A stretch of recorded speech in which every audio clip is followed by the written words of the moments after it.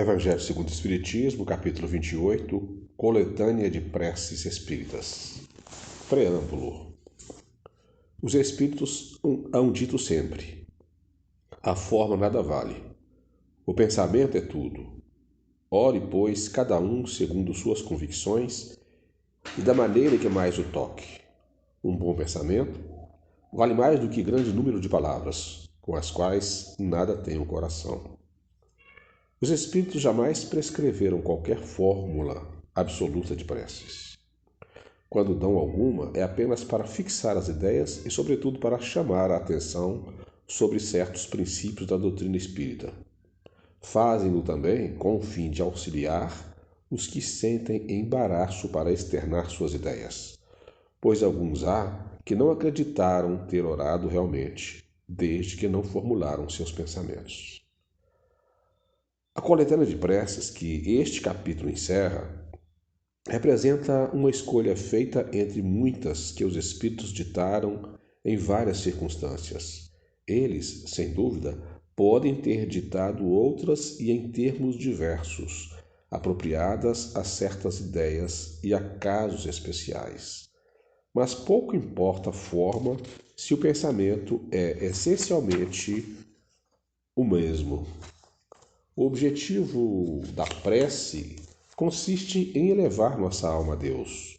A diversidade das fórmulas nenhuma diferença deve criar entre os que nele creem, nem ainda menos entre os adeptos do Espiritismo, porquanto Deus as aceita todas quando sinceras. Não há, pois, considerar esta coletânea como um formulário absoluto e único, mas apenas uma variedade no conjunto das instruções que os Espíritos ministram. É uma aplicação dos princípios da moral evangélica, desenvolvidos neste livro, um complemento aos ditados deles, relativos aos deveres para com Deus e ao próximo, complemento em que são lembrados todos os princípios da doutrina.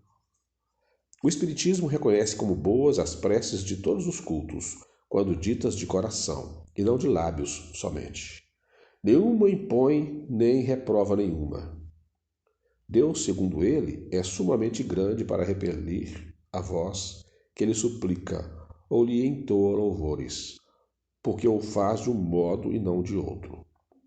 Quem quer que lance anátema às preces que não estejam no seu formulário, provará que desconhece a grandeza de Deus. Quer crer que Deus se atenha a uma fórmula é emprestar-lhe a pequenez e as paixões da humanidade. Condição essencial à prece, segundo São Paulo, é que seja inteligível, a fim de que nos possa falar ao Espírito. Para isso, não basta seja dita numa língua que aquele que ora compreenda. Há preces em língua vulgar que não dizem ao pensamento muito mais do que se fossem proferidas em línguas estrangeiras, e que por isso mesmo não chegam ao coração. As raras ideias que elas contêm ficam, muitas vezes, abafadas pela superabundância das palavras e pelo misticismo da linguagem. A qualidade principal da prece é ser clara, simples e concisa, sem fraseologia inútil, nem luxo de epítetos, que são meros adornos de lantejoulas. Cada palavra deve ter alcance próprio, despertar uma ideia, pôr em vibração uma fibra da alma. Numa palavra, deve fazer refletir. Somente sob essa condição pode a prece alcançar o seu objetivo. De outro modo, não passa de ruído. Entretanto, notai com que ar distraído e com que volubilidade elas são ditas na maioria dos casos.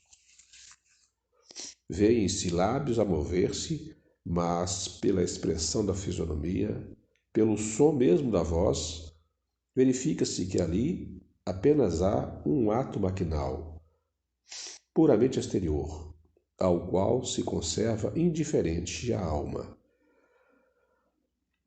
Estão divididas em 5 categorias as preces constantes nesta coletânea. Primeira, preces gerais. Segunda, preces por aquele mesmo que ora. Terceira, prece pelos vivos. Quarta, preces pelos mortos. Quinta, preces especiais pelos enfermos e pelos obsidiados. Preces gerais. Título: Ação Dominical. Prefácio.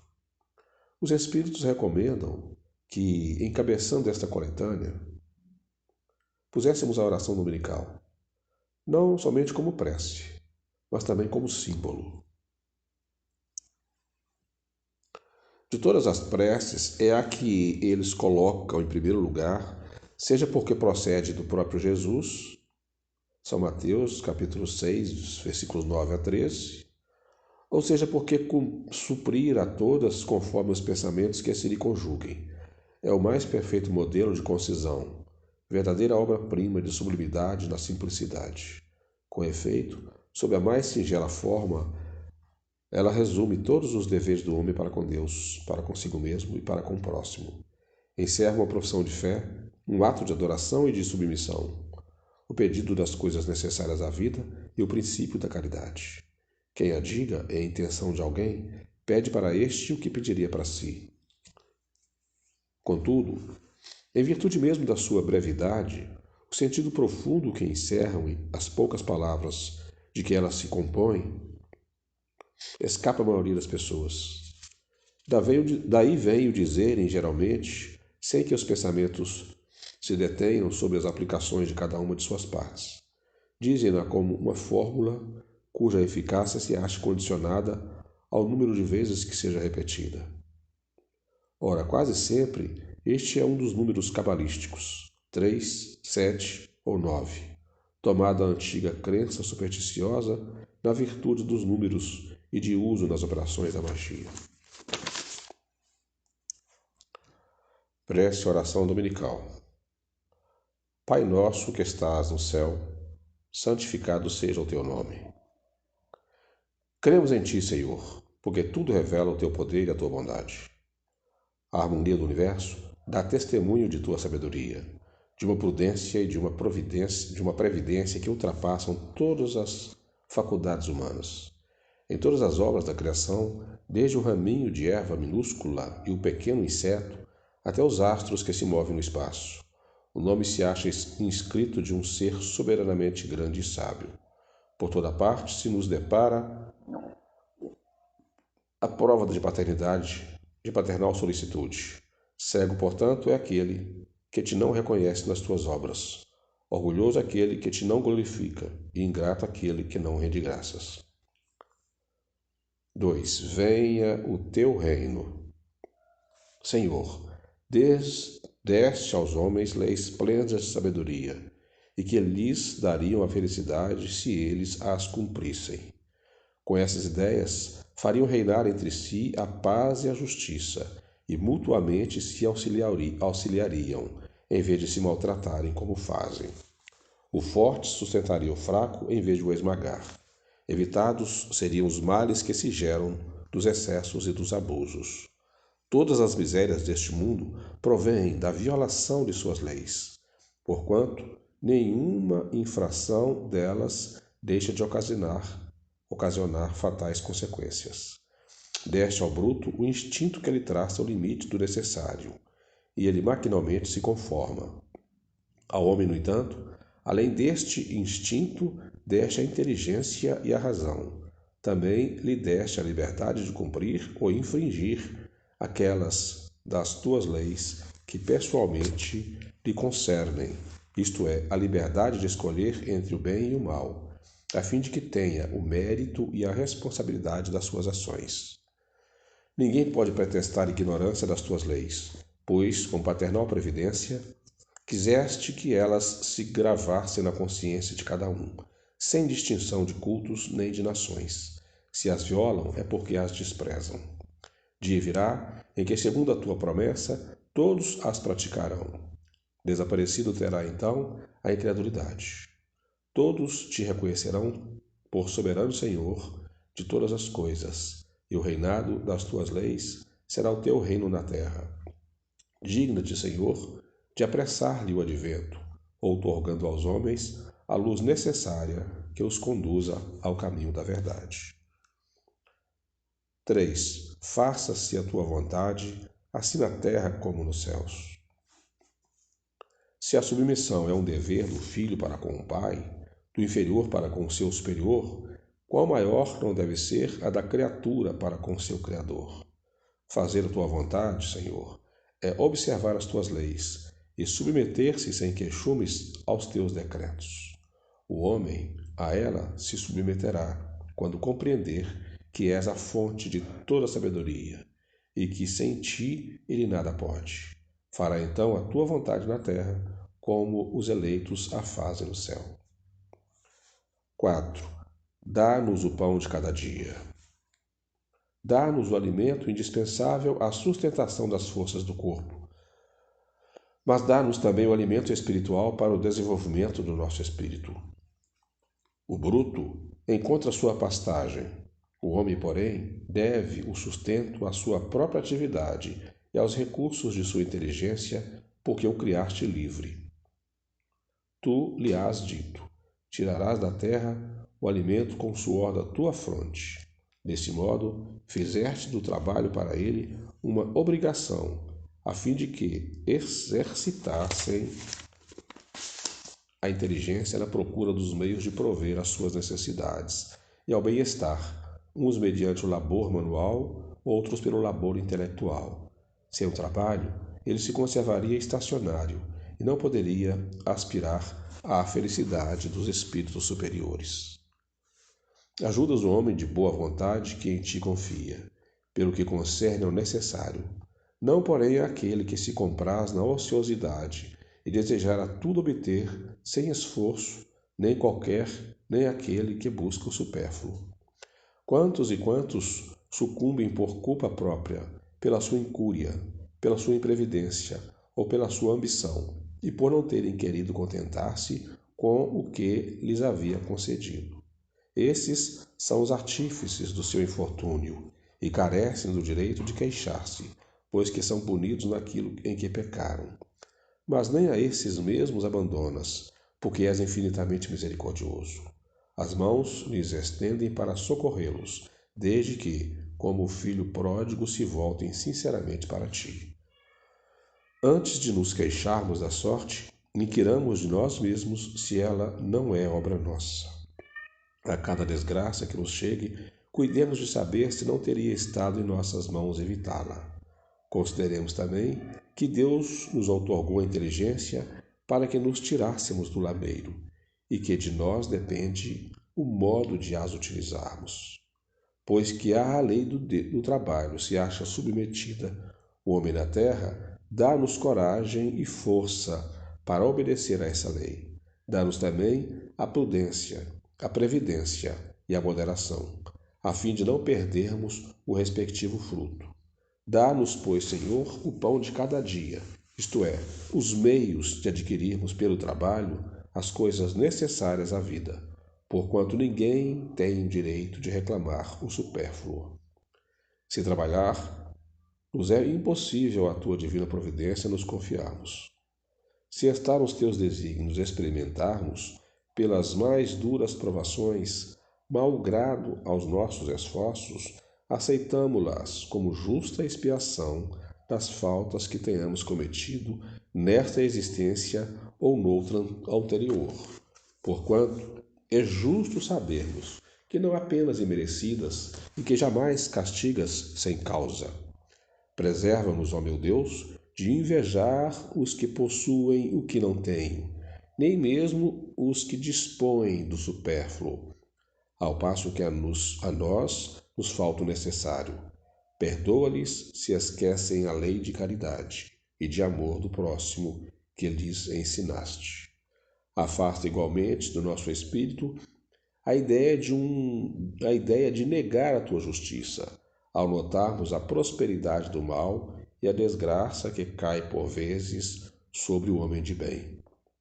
Já sabemos, graças às novas luzes que te aprouve conceder-nos, que a tua justiça se cumpre sempre e a ninguém excetua, que a prosperidade material do mal é efêmera, como a sua existência corpórea, e que experimentará terríveis reveses, ao passo que eterno será o júbilo daquele que sofre resignado. Quinto, perdoa as nossas dívidas, como perdoamos aos que nos devem. Perdoa as nossas ofensas, como perdoamos aos que nos ofenderam. Cada uma das nossas infrações às tuas leis, Senhor, é uma ofensa que te fazemos e uma dívida que contraímos, e que cedo ou tarde teremos de saldar. Rogamos-te que nos-las perdoes pela tua infinita misericórdia, sob a promessa que te fazemos de empregarmos os maiores esforços para não contrair outras. Tu nos impuseste por lei expressa a caridade. Mas a caridade não consiste apenas em assistirmos os nossos semelhantes em suas necessidades. Consiste também no esquecimento e no perdão das ofensas. Com que direito reclamaríamos a tua indulgência se dela não usássemos para com aqueles que nos hão dado motivo de queixa? Concede-nos, ó Deus, forças para apagar de nossa alma todo ressentimento, todo ódio e todo rancor. Faze que a morte não nos surpreenda, guardando nós no coração desejo de vingança. Se te aprouver tirar-nos hoje mesmo deste mundo, faze que nos possamos apresentar diante de ti, puros de toda animosidade, a exemplo do Cristo, cujos últimos pensamentos foram em prol de seus algozes. Constituem parte das nossas provas terrenas as perseguições que os maus nos infligem. Devemos, então, recebê-las sem nos queixarmos, como todas as outras provas, e não maldizer dos que, por suas maldades, nos rasgam o caminho da felicidade eterna, visto que nos disseste por intermédio de Jesus: bem-aventurados os que sofrem pela justiça. Bendigamos, portanto, a mão que nos fere e humilha, uma vez que as mortificações do corpo nos fortificam a alma e que seremos exalçados por efeito da nossa humildade. Bendito seja teu nome, Senhor, por nos teres ensinado que nossa sorte não está irrevogavelmente fixada depois da morte, que encontraremos em outras existências os meios de resgatar e de reparar nossas culpas passadas, de cumprir em nova vida o que não podemos fazer nesta para nosso progresso. Assim se explicam, afinal, todas as anomalias aparentes da vida. É a luz que se projeta sobre o nosso passado e o nosso futuro, sinal evidente da tua justiça soberana e da tua infinita bondade. Sexto, não nos deixeis cair à tentação, mas livra-nos do mal. Dá-nos, Senhor, a força de resistir às sugestões dos espíritos maus, que tentem desviar-nos da senda do bem, inspirando-nos maus pensamentos. Mas somos espíritos imperfeitos, encarnados na terra para expiar nossas faltas e melhorar-nos. Em nós mesmos está a causa primária do mal, e os maus espíritos mais não fazem do que aproveitar os nossos pendores viciosos em que nos entretêm para nos tentarem. Cada imperfeição é uma porta aberta à influência deles, tanto que são impotentes e renunciam a toda tentativa contra os seres imperfeitos. É inútil tudo o que possamos fazer para afastá-los, se não lhes opusermos decidida e inabalável vontade de permanecer no bem e absoluta renunciação ao mal. Contra nós mesmos, pois, é que precisamos dirigir os nossos esforços, e se o fizermos, os maus espíritos naturalmente se afastarão, porquanto o mal é que os atrai, ao passo que o bem os repele. Senhor, ampara-nos em nossa fraqueza. Inspira-nos pelos nossos anjos guardiães e pelos bons espíritos a vontade de nos corrigirmos de todas as imperfeições, a fim de obstarmos aos espíritos maus o acesso à nossa alma. O mal não é obra tua, Senhor, porquanto o manancial de todo bem nada de mal pode gerar. Somos nós mesmos que criamos o mal, infringindo as tuas leis e fazendo mau uso da liberdade que nos outorgaste. Quando os homens as cumprirmos, o mal desaparecerá da terra, como já desapareceu de mundos mais adiantados que os nossos. O mal não constitui para ninguém uma necessidade fatal e só parece irresistível aos que nele se comprazem. Desde que tenhamos vontade para o fazer, também podemos ter a de praticar o bem. Pelo que é, ó meu Deus, pedimos a tua assistência e a dos Espíritos bons, a fim de resistirmos às tentações. 7. Assim seja. Praza-te, Senhor, que os nossos desejos se efetivem, mas curvamo-nos perante a tua sabedoria infinita, que em todas as coisas que nos escapam à compreensão se faça a tua vontade e não a nossa, pois somente queres o nosso bem, e melhor do que nós, sabes o que nos convém. Dirigimos-te esta prece, ó Deus, por nós mesmos e também por todas as almas sofredoras, encarnadas e desencarnadas, pelos nossos amigos e inimigos, por todos os que solicitem a nossa assistência. Para todos, suplicamos a tua misericórdia e a tua bênção.